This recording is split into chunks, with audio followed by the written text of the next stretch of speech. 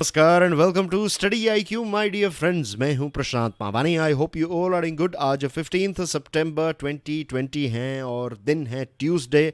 दिन की शुरुआत करना चाहूँगा इस लाइन के साथ। Every professional was once an amateur and every master started as a beginner. कई बार हम किसी व्यक्ति को देखते हैं और देखते हैं कि कोई अच्छा पेंटर है या फिर कोई एक बहुत ही अच्छा बुक रीडर है, राइट। अलग अलग फील्ड के मास्टर्स को जब भी हम देखते हैं तब हमें लगता है कि क्या हम वहाँ पर कभी भी पहुँच पाएंगे।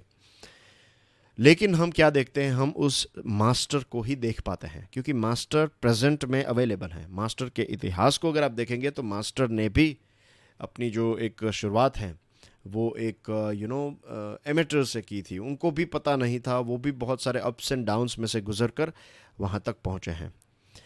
तो ये लाइन जो है, इसको अगर हम डिकोड करें तो एक चीज़ समझी जा सकती है और वो ये है कि आप कुछ भी अचीव कर सकते हैं इस जीवन में अगर आप कंसिस्टेंटली उस पर्टिकुलर चीज़ को रेगुलरली कंसिस्टेंटली पूरी मेहनत से पूरी लगन से करें। Then you will definitely hit that point of mastery. इसी के साथ डियर फ्रेंड्स, स्टडी आईक्यू की टीम ने मिलकर एक स्मार्ट कोर्स डिजाइन किया है। ये स्मार्ट कोर्स सिविल सर्विसेज की एग्जामिनेशन के लिए। It covers your pre as well as mains examination. ज्यादा जानकारी के लिए डाउनलोड करें हमारा मोबाइल एप्लीकेशन। 21 सितंबर तक ईएमआई की ऑफर भी अवेलेबल है। लेक्चर की पीडीएफ को डाउनलोड करना चाहते हैं, checkout my Telegram channel, you can follow me on Facebook. सबसे पहला आर्टिकल जो है ये अफगानिस्तान के साथ जुड़ा हुआ है। Afghan peace talks. यूएसए के इतिहास का सबसे लंबा युद्ध कहां पर हुआ? अफगानिस्तान में। 9/11 टेरर अटैक, जो ट्विन टावर्स को गिराया गया था न्यूयॉर्क में, तो उसके तुरंत बाद यूएसए ने एक मिलिट्री इंटरवेंशन किया। यानी कि यूएसए ने अपनी डिफेंस फोर्सेस को अफगानिस्तान में डिप्लॉय किया और अफगानिस्तान में तालिबान को डिस्ट्रॉय करने के लिए यूएसए ने शुरुआत कर दी। अब लगभग इसके 19-20 साल हो चुके हैं और अब यूएसए भी थक चुका है। मज़े की बात यह है, व्हेन आई एम सेइंग मज़े की बात, ये बिल्कुल अच्छी बात नहीं है। This is a very sad thing, but still Taliban जो हैं वो बहुत बार वीक हो गया। तालिबान के पास इतनी कोई खास लेटेस्ट टेक्नोलॉजी और ये सारी चीज़ें नहीं थी, लेकिन फिर भी यहाँ पर ऐसा लग रहा है कि तालिबान जो है उसकी जीत हुई है और यूएसए की हार हुई है। कतार नाम का जो देश है वहाँ पर एक पीस टॉक हुई, दोहा में टू बी प्रिसाइज। दोहा जो है ये कतार का कैपिटल है। तो तालिबान और अफगानिस्तान गवर्नमेंट के बीच में एक शांति को लेकर, पीस को लेकर बातचीत हुई। ये जो यूएसए का सबसे लंबा युद्ध है, इसमें लगभग 2400 से भी ज़्यादा अमेरिकन सैनिकों ने अपने प्राण की आहुति दी। हज़ारों ऐसे अफ़गान के जो सिविलियंस थे उनकी मृत्यु हुई है, राइट। तो उन्होंने भी अपनी प्राण की आहुति दी। बहुत सारे बेकसूर लोग थे, राइट। उनका कोई कसूर नहीं था। वो कई बार बैटल कैजुअलिटी बन गए, कई बार वो कोलेट्रल डैमेज का शिकार हो गए। यानी कि कहीं पर बॉम्ब गिराया और नज़दीक के गाँव के ऊपर भी इसकी इम्पैक्ट हुई और वो लोग जो हैं वो मर गए। कई बार गलतियाँ हुई। बहुत सारी ऐसी चीज़ें जो हैं, मीन्स अफ़गानिस्तान की जो आने वाली पीढ़ियाँ हैं वो, आई होप कि अफ़गानिस्तान जो है एक ऐसा समय आए कि अफ़गानिस्तान जो है वहाँ पर एक शांति का वातावरण हमें देखने को मिले। लेकिन जब भी आएगा तो डेफिनेटली ये वाला फेज़ जो है वो बहुत ही, मीन्स इतिहास के पन्नों में बहुत ही एक लाल पन्ने आप कह सकते हैं, राइट, के खून से लिखे हुए पन्ने होंगे ये सारे। ये 20 साल और उससे पहले के कुछ ऐसे ही साल हमें देखने को मिलते हैं जब तालिबान इस देश को कंट्रोल कर रहा था। और उस टाइम पर आपको पता है कि भारत की एक फ़्लाइट को भी तालिबान ने हाईजैक कर लिया था और उसके बाद ये मसूद अज़हर और ऐसे कुछ आतंकवादियों को हमें छोड़ना भी पड़ा। एनीवे, उन सारी डिटेल्स में नहीं जा रहे हैं हम। तो ये जो यूएसए का वॉर है टेररिज्म के ऊपर, तो उसमें कहीं ना कहीं तालिबान जो है वो सरवाइव कर गया। तो ये भी अपने आप में एक बहुत बड़ी बात है और ये उनके लिए एक बहुत बड़ा कॉन्फिडेंस बूस्टर होगा कि यूएसए जितना शक्तिशाली देश भी हमें कुचल नहीं पाया तो हमें कुछ तो ऐसी बात होगी, isn't it? They would be thinking like that. और एक और चीज़ है यहाँ पर कि हमेशा से पाकिस्तान जो है उसने तालिबान को सपोर्ट किया है, राइट। तालिबान, ये यूएसए भी जानता है लेकिन यूएसए भी मजबूर है। और भारत तो कई बार बताते आया है कि ये सारे टेररिस्ट ऑर्गेनाइजेशन को अगर किसी का सपोर्ट, ट्रेनिंग, फिर जब भी प्रॉब्लम्स बढ़ जाते हैं तो फिर वो पाकिस्तान में चले जाते हैं और वहाँ पर छुप जाते हैं। फिर जैसे यूएसए और दूसरे देशों का जो एक आप कह सकते हैं डोमिनेंस थोड़ा कम होता है इस एरिया में, तब फिर से जब भी कोई अपॉर्चुनिटीज़ मिलती हैं तब पाकिस्तान में से फिर से अफगानिस्तान बॉर्डर क्रॉस करके तालिबान के लोग जो हैं और ऐसे दूसरे आतंकवादी संगठन के लोग जो हैं वो वहाँ पर जाकर ट्रबल्स क्रिएट करते हैं। इसमें पॉलिटिक्स भी चल रहा है। डोनाल्ड ट्रंप जो हैं वो जब से इलेक्शन कैंपेन कर रहे हैं, मीन्स ये वाला नहीं, इससे पहले का जो इलेक्शन कैंपेन था उनका, तो उस टाइम पर भी वो बताते थे कि उन्होंने ये चीज़ की शुरुआत की, या फिर ऐसा भी हो सकता है कि यूएसए के लोगों के बीच में ये एक हॉट टॉपिक हो, एक अंडर करंट टॉपिक हो। लेकिन यूएसए के प्रेसिडेंट मीन्स फिलहाल जो प्रेसिडेंट है डोनाल्ड ट्रंप, उन्होंने इस चीज़ को आइडेंटिफाई किया हो और फिर उन्होंने उसको एक पॉलिटिकल पॉइंट बनाया। Basically what I am trying to tell you is कि हम क्यों खर्च करें। यूएसए दुनिया के झगड़ों के लिए यूएसए के टैक्स पेयर के पैसे जो हैं वो यूएसए की सरकार क्यों खर्च कर रही हैं और इतने सालों से करती आई है, तो ये सारी चीज़ें नहीं करनी चाहिए। हमारे पैसों से हम क्यों वर्ल्ड पुलिस बन रहे हैं, यूनाइटेड नेशंस हैं तो वो ये सारी रिस्पॉन्सिबिलिटीज़ उठाएं, हम क्यों उठाएं, राइट। ये चीज़ों ऐसे कुछ स्टेटमेंट्स, ऐसी एक विचार की शुरुआत जो है वो मिस्टर ट्रंप ने की। या फिर मैं ये कह सकता हूँ कि शायद ऐसे ही जो मैंने आपको बताया अंडर करंट में लोग ऐसा सोच रहे होंगे, लेकिन कभी भी ये हॉट टॉपिक नहीं बना। लेकिन मिस्टर ट्रंप ने इसको एक हॉट टॉपिक बना दिया और उनके पॉलिटिक्स का पार्ट बन गया ये। और फिर अमेरिकन ट्रूप्स को वापस बुलाने की उन्होंने एक प्लेज ली कि मैं जल्द से जल्द दुनिया के अलग अलग जगहों पर जहाँ पर अमेरिकन ट्रूप्स हैं तो उनको हम वापस घर बुलाएंगे, राइट। तो इसमें एक पॉलिटिक्स भी छुपा हुआ है। और इसी पॉलिटिक्स को ध्यान में रखते हुए फरवरी 2020 से प्रोसेस जो है उसकी शुरुआत उन्होंने थोड़ी ज़्यादा कर दी। अब ये स्पीड अचीव करने के चक्कर में क्वालिटी जो है उसको मिस कर गए। देखिए, फ़िलहाल अफ़गानिस्तान की सरकार की सिचुएशन ऐसी है, मैं थोड़ा बैकग्राउंड आपको दे दूं ताकि फ्यूचर में जब भी ये टॉपिक हमारे सामने आए तो आपको ये कुछ बेसिक चीज़ों के बारे में पता होना चाहिए। अफ़गानिस्तान में जो गवर्नमेंट है वो इतनी स्ट्रॉन्ग नहीं है। गवर्नमेंट में भी ऐसा है कि एक्स व्यक्ति को प्रेसिडेंट बनना है लेकिन वो नहीं बन पाता, वाई व्यक्ति जो है वो प्रेसिडेंट है और वो छोड़ नहीं पाएगा अपनी position and things like that, you know. जैसे हमारे देश में होता है, किसी देश में होता है तो पॉलिटिक्स जो है वो वहाँ पर भी चल रहा है। तो अगर पॉलिटिकल पार्टीज़ या फिर पॉलिटिकल फिगर्स एक दूसरे के साथ झगड़ रहे हैं तो नेचुरली तालिबान जैसे ऑर्गेनाइजेशन के लिए ये तो एक बहुत बड़ी अपॉर्चुनिटी है। दूसरी तरफ जब तक यूएसए वहाँ पर हैं तो तालिबान को भी पता है कि यूएसए के सामने आप हैं, फेस टू फेस टिक नहीं पाएंगे। तो लेट यूएसए गो। एक बार यूएसए यहाँ से चला गया उसके बाद आप चीज़ों को टेक ओवर कर सकते हैं, उसके बाद आप जैसा कहेंगे वैसा हो सकता है। थोड़ा बहुत प्रॉब्लम उनको भी होगा, लेकिन जिस प्रकार से तालिबान एक्सपांड हुआ है, जिस प्रकार से उनका कॉन्फिडेंस इंक्रीज़ हुआ, लगता है कि एक बार यूएसए चला गया फिर सारी चीज़ें जो हैं वो तालिबान शायद अपने हाथों में भी ले लें। फ़िलहाल जो नेगोशिएशंस हो रहे हैं उसमें भी तालिबान का एक अपर हैंड है। नेगोशिएशंस की फ़र्स्ट कंडीशन ये होती है, खास करके इंटरनेशनल या फिर कॉमन नेगोशिएशंस में भी ये होता है, जिनका अपर हैंड होता है, जो ज़्यादा शक्तिशाली पोजीशन के ऊपर हैं, वो 2 पॉइंट्स और आपको मनवाने की कोशिश करेगा। जो थोड़ी वीक पोजीशन के ऊपर हैं उनको 2-3 पॉइंट्स जो हैं उसमें गिव अप भी करना पड़ेगा। तो same thing is going on here. USA थक चुका है, यूएसए को वहाँ से बाहर निकलना है। अफ़गानिस्तान की सरकार जो है उनकी ये कोई ख़ास कैपेसिटी नहीं है, वहाँ के लोग थक चुके हैं, बहुत सारा खून बह चुका है। तो ये सारी चीज़ें, और तालिबान जो है वो कहता है कि देखिए ये अगर आप करेंगे तो हम ये करेंगे वरना फिर ये नहीं हो पाएगा। तो इस प्रकार की चीज़ें डिस्प्ले करता है कि उनका एक अपर हैंड है। ये सारी चीज़ें भारत के लिए एक बैड न्यूज़ है। बैड न्यूज़ इसलिए है क्योंकि जैसे ही यूएसए यहाँ से चला जाएगा, तालिबान और ज़्यादा ताकतवर बन जाएगा, तब पाकिस्तान तालिबान का इस्तेमाल भारत के ख़िलाफ़ कर सकता है। भारत ने बहुत सारा इन्वेस्टमेंट वहाँ पर किया है। इन्वेस्टमेंट यानी कि मैं पैसों की बात नहीं कर रहा हूँ, मैं एनर्जी इन्वेस्टमेंट की बात कर रहा हूँ, रिलेशनशिप में इन्वेस्टमेंट किया है। अफ़गानिस्तान के लोग जो हैं जनरली स्पीकिंग उनके दिलों में भारत के प्रति और भारतीय लोगों के प्रति बहुत ज़्यादा प्यार है। वो जानते हैं कि भारत के लोगों ने हमेशा और भारत देश ने उनकी मदद ही की है। हमने वहाँ के डैम्स बनाए हैं, रोड्स बनाए हैं, वहाँ की पार्लियामेंट की बिल्डिंग बनाई है, वहाँ के हॉस्पिटल्स, वहाँ के एजुकेशन सेंटर, बहुत सारी मदद। उनके मिलिट्री और पुलिस पर्सोनल को भी हमने ट्रेनिंग और सपोर्ट प्रोवाइड किया है। तो अफ़गानिस्तान के लोग जो हैं ये तो जानते हैं कि भारत एक अच्छा मित्र देश है, लेकिन पाकिस्तान जो है वो हमेशा इसका दुरुपयोग करेगा और तालिबान हो सकता है कि भारत ने जो भी एसेट्स वहाँ पर क्रिएट किए हैं तो उसको डिस्ट्रॉय भी कर सकता है। तो ये एक रिस्क जो है ये हमें ध्यान में रखना चाहिए। Many within Taliban have been very of Pakistan.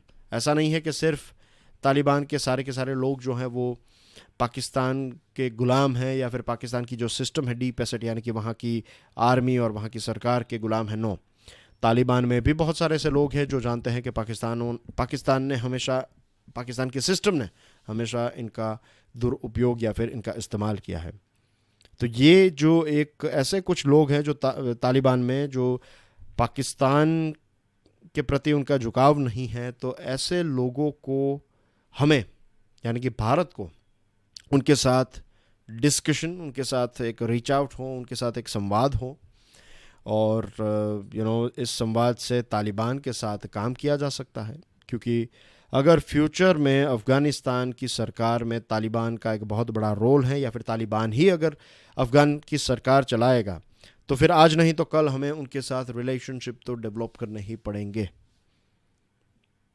लेकिन भारत का सबसे बड़ा चैलेंज ये है कि भारत ने तालिबान को एक टेरर ऑर्गेनाइजेशन कहा है और आज भी ये टैग जो है वो जैसा था वैसा ही है। हम तालिबान को टेरर ऑर्गेनाइजेशन मानते हैं ऑफिशियली, तो टेरर ऑर्गेनाइजेशन के साथ भारत बातचीत नहीं करता है, ये भी हमारी एक पॉलिसी है। तो इसमें थोड़ा बदलाव करना पड़ेगा। दूसरा एक टॉपिक है जो इसी दूसरा जो एक एडिटोरियल है वो इसी टॉपिक के साथ जुड़ा हुआ है। लेकिन आगे बढ़े उससे पहले डियर फ्रेंड्स, इस लेक्चर को दूसरे स्टूडेंट्स के साथ तो शेयर ज़रूर करें। वीडियो पसंद आया है तो hit the like button and हमारी चैनल को सब्सक्राइब करना ना भूलें। अगर आपने चैनल को सब्सक्राइब कर लिया है, नोटिफिकेशन बेल को प्रेस कर दिया है, तो 3 और स्टूडेंट्स को स्टडी आईक्यू के बारे में ज़रूर बताइएगा। द कॉस्ट ऑफ पीस, ये द हिंदू न्यूज़पेपर का एडिटोरियल है। फरवरी 2020 से यूएस तालिबान और यूएस अफगानिस्तान में बातचीत चल रही थी और उस टाइम पर एक एग्रीमेंट में, बातचीट तो बहुत टाइम से चल रही थी लेकिन फाइनली फरवरी 2020 में एक कुछ एग्रीमेंट्स हुए। तो इस एग्रीमेंट्स में यह तय किया गया कि चीज़ों को सॉर्ट आउट किया जाएगा और जल्द से जल्द यहाँ पर बैक टू नॉर्मल जैसी सिचुएशन। तो ये हैं यूएसए, ये हैं तालिबान और ये हैं अफगान गवर्नमेंट, राइट। तो ये तीनों के बीच में इस प्रकार से, ये दोनों के बीच में, ये दोनों के बीच में और अब ये दोनों के बीच में, तो ये ट्रायंगल में 3 पार्टीज़ हैं, 3 एक दूसरे के साथ इंटरेक्शन कर रहे हैं और चीज़ों को सॉल्व करने की कोशिश कर रहे हैं। ना टॉक्स जो हैं, डिस्कशंस जो हैं वो एक लंबे टाइम से डिले होती रही। उसके पीछे बहुत सारे रीजंस हैं। फॉर एग्जांपल स्टार्टिंग में तालिबान ने ये एक डिमांड रखी कि हमारे प्रिजनर्स जो हैं, कैदी जो आपकी कैद में हैं, तो उनको छोड़ा जाए। तो उसमें कुछ 400 जैसे ऐसे लोग थे जिनका नाम था, मीन्स बहुत सारे लोग थे लेकिन 400 जैसे जितने लोग जो थे उनको छोड़ने के लिए अफ़गानिस्तान सरकार तैयार नहीं थी। और उस टाइम पर फिर फ्रांस ने, ऑस्ट्रेलिया ने भी विरोध किया था कि इसमें से कुछ ऐसे लोग हैं जिन्होंने हमारे ट्रूप्स की भी हत्या की है, तो आप इनको नहीं छोड़ सकते। लेकिन बहुत सारी नेगोशिएशंस हुई और फाइनली उनको छोड़ा गया। फिर सीज़ फायर के बारे में बातचीत हो रही थी, तो सीज़ फायर नहीं हो पा रहा था और तालिबान जो है वो कई बार अटैक कर लेता था। तो ये सारे इश्यूज़ जो हैं वो चलते रहे और फाइनली अब चीज़ें कुछ नज़र आ रही हैं। ये जो लास्ट डिस्कशन हुई है सैटरडे को, तो ये सैटरडे की डिस्कशन से ये लगता है कि अब थोड़े टाइम के लिए या फिर होपफुली अब एक नई शुरुआत हो सकती है। लेकिन फिर भी कुछ कहना यहाँ पर डिफ़िकल्ट है क्योंकि ऐसी चीज़ें जो हैं वो कई बार इससे पहले भी हो चुकी हैं। The hard part begins now. ये सारे एग्रीमेंट्स और ये सारे डिलेज़ के बाद जब चीज़ें टेबल तक पहुँच गई हैं तो हार्ड पार्ट जो हैं अब इसकी शुरुआत हुई है। सबसे डिफ़िकल्ट चीज़ जो है वो है परमानेंट सीज़ फायर। तालिबान को कन्विंस करना कि परमानेंट सीज़ फायर आप करें, तो ये अपने आप में चैलेंज है क्योंकि जैसे मैंने आपको बताया तालिबान का एक अपर हैंड है। अगर वो अटैक करना बंद कर देगा तो उनका खौफ चला जाएगा और खौफ चला गया तो फिर उनकी पोजीशन वीक हो जाएगी। ये एक मेंटालिटी के साथ है। ऐसा ही लग रहा है कि तालिबान ऐसे ही एक्ट कर रहा है। तो उनको कन्विंस करना पड़ेगा कि एक परमानेंट सीज़ फायर आप करें, या फिर हो सकता है कि नेगोशिएशंस में ये भी होता है कि पहले आपने इतना लोगों को डरा दिया उसके बाद आप मान जाएंगे क्योंकि यही तो आप चाहते थे। तो ऐसा भी हो सकता है। ये दोनों चीज़ें हैं। More challenges will turn up on how to shape Afghanistan's future. सबसे बड़ा चैलेंज ये होगा कि भविष्य क्या होगा अफ़गानिस्तान का। जैसे अफ़गानिस्तान में डेमोक्रेसी, अफ़गानिस्तान का गवर्नेंस किस प्रकार का होगा, वहाँ की महिलाएं, वहाँ पर रहने वाले माइनॉरिटीज़, उनके अधिकार, ये सारी चीज़ों के बारे में भी डिस्कशन करनी पड़ेगी। एस जयशंकर साहब ने इनॉग्यूरल सेरेमनी को वीडियो कॉन्फ्रेंस के माध्यम से अटेंड किया। उन्होंने यही शब्दों का इस्तेमाल किया, अफ़गान लेड अफ़गान ओन, कि ये जो पूरी प्रोसेस है ये अफ़गानिस्तान के द्वारा और अफ़गानिस्तान ही इसको आगे बढ़ाए। जैसा अफ़गानिस्तान चाहता है वैसा भारत उनको प्रोवाइड करने के लिए तैयार है, बशर्त है कि ये डिसीजन वहाँ की सरकार का हो। और हम यही चाहते हैं कि अफ़गानिस्तान में डेमोक्रेसी आए, अच्छा गवर्नेंस आए और वहाँ पर भी माइनॉरिटीज़ और महिलाओं को अधिकार मिले। अब देखते हैं कि आगे इसमें क्या होता है। Moving on to a very interesting article, ये भी टाइम्स ऑफ इंडिया का है और this one is about how to grow digital India. अप्रैल 2020 की बात है। मैं याद दिलाना चाहूँगा रेगुलर स्टूडेंट्स को कि भारत ने चाइना से आने वाला जो इन्वेस्टमेंट है, जो ऑटोमेटिक इन्वेस्टमेंट था, ऑटोमेटिक यानी कि विदाउट एनी परमिशन ये इन्वेस्टमेंट आ सकता था बहुत सारे क्षेत्रों में, तो उसके ऊपर एक कंडीशन लगा दी। याद दिलाऊं आपको, जो जिनके साथ हम हमारी बॉर्डर शेयर करते हैं, लैंड बाउंड्री शेयर करते हैं, तो ऐसे देशों से अगर यहाँ पर इन्वेस्टमेंट आता है तो गवर्नमेंट का अप्रूवल आपको चाहिए, इसके बिना आपको यहाँ पर इन्वेस्टमेंट करने की परमिशन नहीं मिलेगी। ये एक बदलाव किया था, आई होप आपको याद आ गया होगा ये बदलाव। यहाँ तक भी बताया था गवर्नमेंट ने कि मान लीजिए, मैंने आपको भी एक्सप्लेन किया था, मान लीजिए कि चाइना भारत में इन्वेस्ट करना चाहता है, लेकिन फिर ये बॉर्डर किस ये कि किसी भी भारत के साथ अगर लैंड बाउंड्री, तो चाइना शेयर करता है लैंड बाउंड्री, तो चाइना क्या करेगा, चाइना जाएगा जापान में किसी कंपनी में इन्वेस्ट करेगा, जापान की कंपनी ऑस्ट्रेलिया में इन्वेस्ट करेगी, ऑस्ट्रेलिया की कंपनी भारत में इन्वेस्ट करेगी। तो क्या ऐसा हो सकता है? ऐसा भी नहीं, क्योंकि भारत सरकार ने ये भी तय किया, ये भी बताया कि अगर पूरी चेन में इन्वेस्टमेंट में कहीं पर भी ऐसा कोई देश है जिनकी लैंड बाउंड्री भारत के साथ है, तो उनको भी परमिशन लेनी पड़ेगी। और यहाँ पर ख़ास करके एक ही देश को टारगेट करने की कोशिश थी, और that is China, of course, as we all know, because of this LAC यानी कि लाइन ऑफ एक्चुअल कंट्रोल वाला जो इश्यू हुआ, इसी चीज़ की वजह से भारत ने ये डिसीजन लिया। और एक और चीज़ है जिसको कहते हैं अपॉर्चुनिस्टिक टेक ओवर।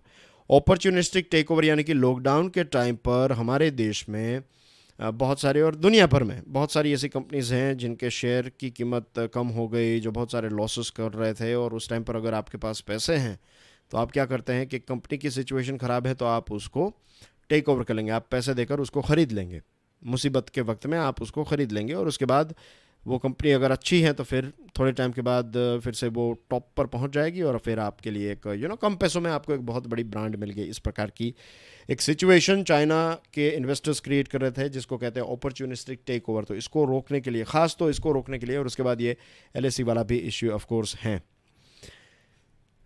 गूगल और फेसबुक ने इसी वक्त, ऐसे इसी फेज़ की बात है, इसमें गूगल और फेसबुक ने रिलायंस जियो में $10 बिलियन, लगभग $10 बिलियन जो है वो इन्वेस्ट किए हैं।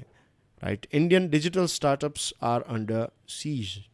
बहुत सारी ऐसी कंपनीज हैं भारत की जिसमें चाइना का इन्वेस्टमेंट आ रहा था, और ये डिसीजन जो है इन्वेस्टमेंट को स्टॉप करने का, जो डिसीजन है वो हमारी स्टार्टअप के लिए अच्छा नहीं होगा। आई एम श्योर आप में से बहुत सारे लोग सोच रहे होंगे कि व्हाट आई एम सेइंग कि चाइना का इन्वेस्टमेंट, लेकिन आपको एक प्रैक्टिकल पॉइंट ऑफ व्यू से सोचना है। देखिए, मीडिया में बहुत सारी बातें ऐसी बताई जाती हैं जो एक हाइपर नेशनलिज्म आप कहते हैं, या फिर आप कहते हैं जिनगोइज्म, जिसको कहते हैं, अंग्रेजी में एक शब्द है जिनगोइज्म, एक प्रकार का एग्रेसिव राष्ट्रवाद। ऑफ कोर्स हमारे बॉर्डर्स के ऊपर कोई ट्रबल क्रिएट करेगा तो हम उनको गुलाब का फूल और ये सारी चीज़ों से ट्रीट नहीं करेंगे। हमारे ट्रेंड सोल्जर्स हैं, they know how to do their job very well.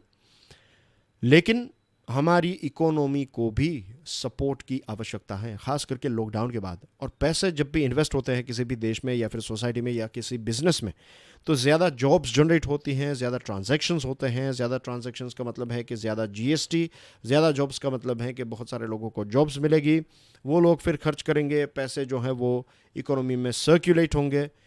तो ये सारी चीज़ें, अगर किसी देश के पास, किसी इन्वेस्टर्स के पास पैसे हैं, जैसे कि चाइना के इन्वेस्टर्स की बात करें, तो उन्होंने बहुत सारी डिजिटल इकोसिस्टम में उन्होंने इन्वेस्ट किया है।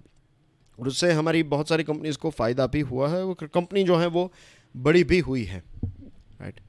लेकिन यहाँ पर जो भारत ने डिसीजन लिया है, इस डिसीजन से एक चीज़ हमने क्लियर कर दी, और एक इसकी आवश्यकता भी थी। भारत ने क्लियर सिग्नल दे दिया है कि भारत की इकोनॉमी के रूल्स एंड रेगुलेशंस जो हैं वो भारत सरकार तय करेगी, और हम जब चाहे जैसा चाहे वैसा हम करेंगे। और ऐसा हम कर सकते हैं क्योंकि दुनिया को और बड़ी कंपनीज को हमारी ज़रूरत है, क्योंकि भारत के पास है बहुत बड़ी मार्केट। व्हाट्सएप का सबसे बड़ा क्लाइंट बेस कहाँ पर है? इंडिया में। फेसबुक का इंडिया में, गूगल का इंडिया में, तो ऐसी बहुत सारी। तो टिकटॉक का हमने देखा सबसे बड़ा यूज़र बेस कहाँ पर है? इंडिया में। तो ये हमारी ताकत है, तो we should attract Chinese investment. उनके पास पैसे हैं तो भले ही पैसे यहाँ पर आए, लेकिन इन्वेस्ट कीजिए आप, कंट्रोल जो है वो हमारे देश के पास रहेगा, राइट। मेजोरिटी ऑफ बोर्ड जो है, बोर्ड ऑफ डायरेक्टर्स जो हैं, तो इसमें मेजोरिटी कौन होंगे? इंडियंस। ये कर दीजिए। की मैनेजमेंट पोजीशंस के ऊपर कौन होंगे? इंडियंस। ये रूल्स एंड रेगुलेशंस हम कर सकते हैं, यूएसए यही करता आया है। बड़ी बड़ी कंपनीज जो हैं, जो इंपॉर्टेंट और बड़े डेटा के साथ या फिर सिग्निफिकेंट डेटा के साथ जुड़ी हुई कंपनीज हैं, तो उनको भी हम कह सकते हैं कि आपको देखिए, आपका जो डेटा जनरेट हो रहा है, डेटा को यहाँ पर ही भारत में ही स्टोर करना होगा, और प्रोसेसिंग भी यहाँ पर ही होगी।